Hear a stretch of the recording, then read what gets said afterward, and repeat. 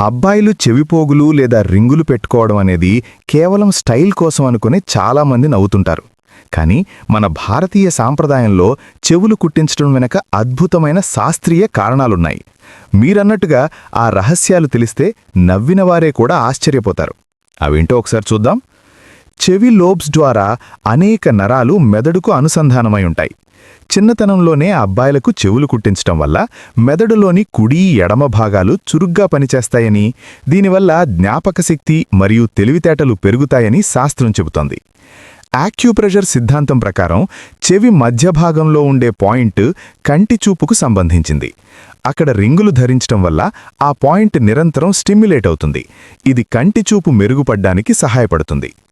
చెవికి రంధ్రం చేయడం వల్ల చెవి లోపలి భాగాలు శుభ్రంగా ఉంటాయని, దీనివల్ల వినికిడి సమస్యలు రాకుండా ఉంటాయని పూర్వీకులు నమ్మేవారు.